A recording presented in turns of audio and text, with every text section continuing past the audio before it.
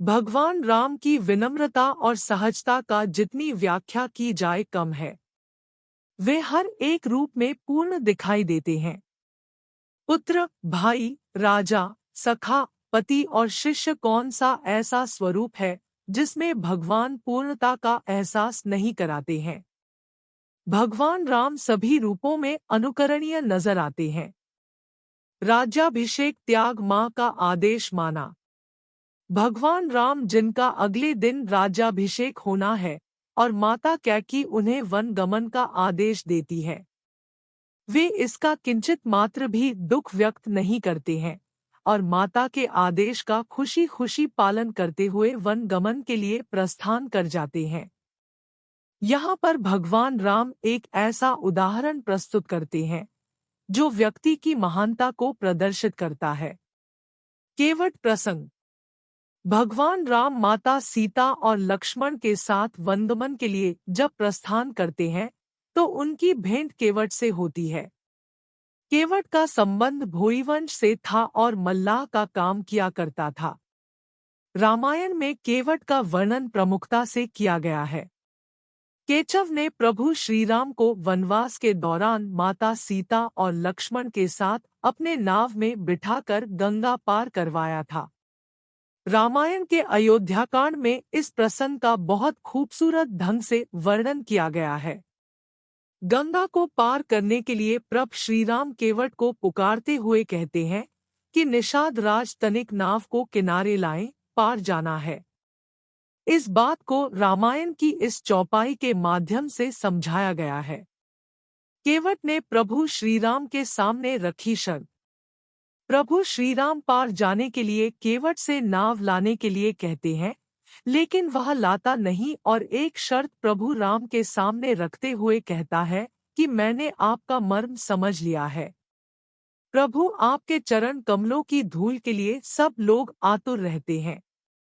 कहते हैं कि आपके पैरों की धूल किसी जड़ी बूटी से कम नहीं है, इसलिए नाव पर बैठने से पहले आपको पहले पाँव धुलवाने होंगे, तभी वह नाव पर चढ़ने देगा। लक्ष्मण को क्रोध आया।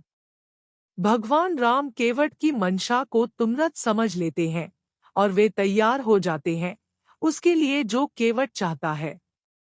केवट के इस बर्ताव से लक्ष्मण को क्रोध आ जाता है और वे अपना धनुष उठा लेते हैं। केवट की बात सुन लक्ष्मण शांत हुए। तब केवट कहता है कि मार दे प्रभु, इससे बड़ा सौभाग्य मेरे लिए क्या होगा। सामने भगवान राम, माता सीता और गंगा का तट, इससे अच्छी मृत्यु मेरे लिए हो ही नहीं सकती है। मेरा तो उद्धार हो जाएगा, लेकिन प्रभु आपको अंतिम क्रिया तक रहना पड़ेगा। केवट की बात को सुनकर लक्ष्मण का क्रोध शांत हो जाता है। श्रीराम को माननी पड़ी केवट की बात। केवट की इस बात को सुनकर प्रभु राम मुस्कुराते हैं और कहते हैं, केवट आओ मेरे पैर धो लो।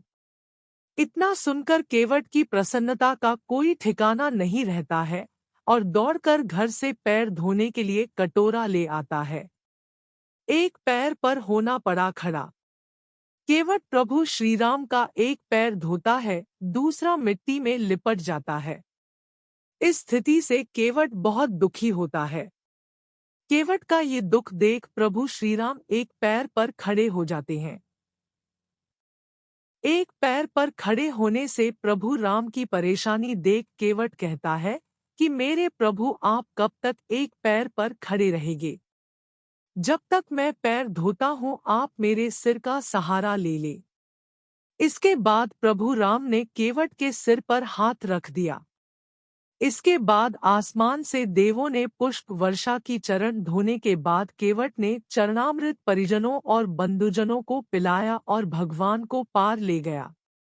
इसके बाद बारी श्रम का मूल्य यानी उतराई देने का समय आया। इस पर केवट ने प्रभु राम से उतराई लेने से इनकार कर दिया और कहा कि प्रभु मुझे भवसागर पार करा दें।